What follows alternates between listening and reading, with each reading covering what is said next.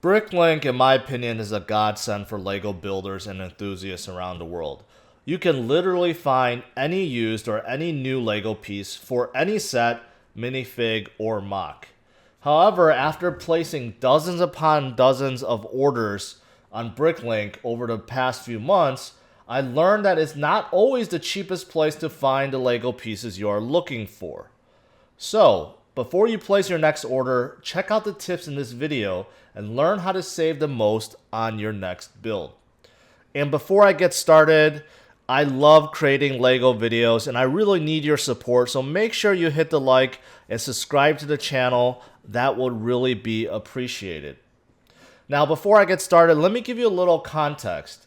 I caught the LEGO bug a few months back, and a lot of you guys have seen that my LEGO City and amusement park has been growing substantially every update video.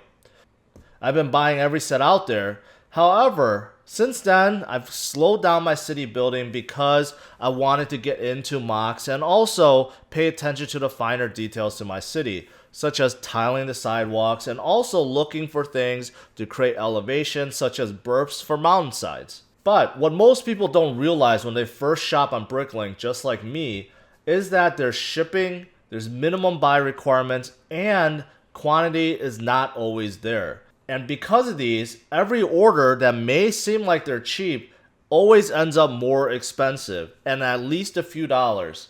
And because of this, sometimes buying on BrickLink is more expensive than buying from LEGO itself. So let me show you what I'm talking about. The first example I want to show you guys is this dark bluish gray tile, 2x2 tile that is very popular for tiling sidewalks because this is the default color that all the modular sets use.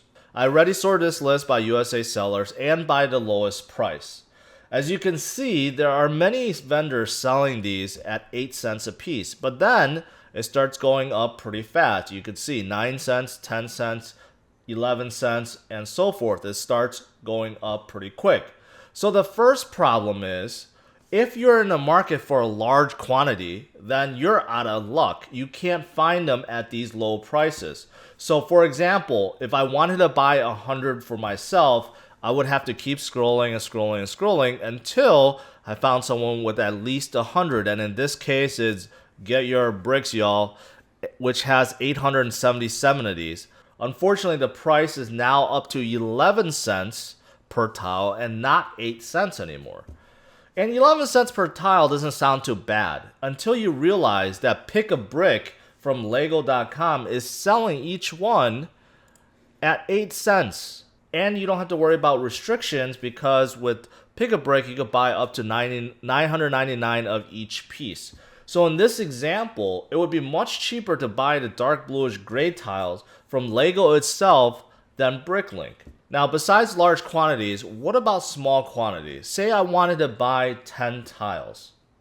As you can see, most of these vendors do have a minimum buy. So in this example, $10, $5, $3, $3. There are a few with none, but most of these do have a minimum buy requirement, especially the vendors that are selling these for very cheap. Even with 10 tiles, most of these vendors do not have them in stock until South Coast Bricks, which does not have a minimum buy, right? And it has at least 10 tiles. So this would be the vendor I would choose.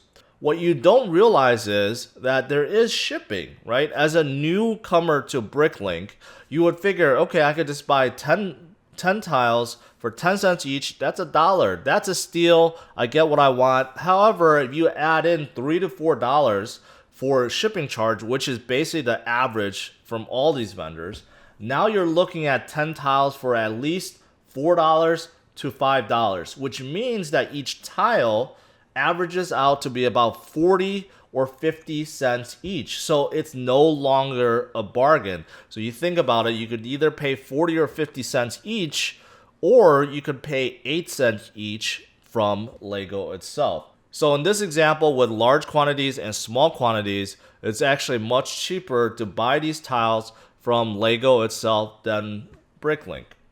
All right, so let's move on. Let's look at another example. All right, and in this case, it's going to be the plates, the 16 by 16 plates, And again, this is in dark bluish gray. And for me, this is an important item to have because when I'm building my MOCs, the 16 by 32 MOCs, usually the floors are built with these plates, these 16 by 16 plates, and also the roof. And as we scroll through the list, there are some vendors selling these for under $2, but most are $2 plus, especially the ones with larger quantity. Now, checking out Pick-a-Brick, LEGO sells these at $3.03 each. So in this case, it seems like Pick-a-Brick is cheaper, right? However, hold your horses.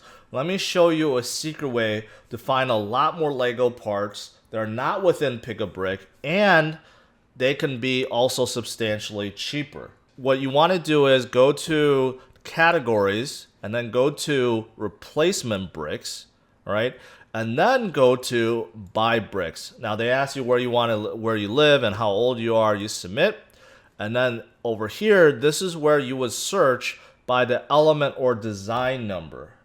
So in case of this 16 by 16 plate, you can go back to Pick-a-Brick and choose right here design ID, or you could go on BrickLink and utilize the item number. Either one works, they're identical. So if you take that number, you paste it into here, and you search, voila, you can see all the 16 by 16 plates that are available from LEGO for purchase.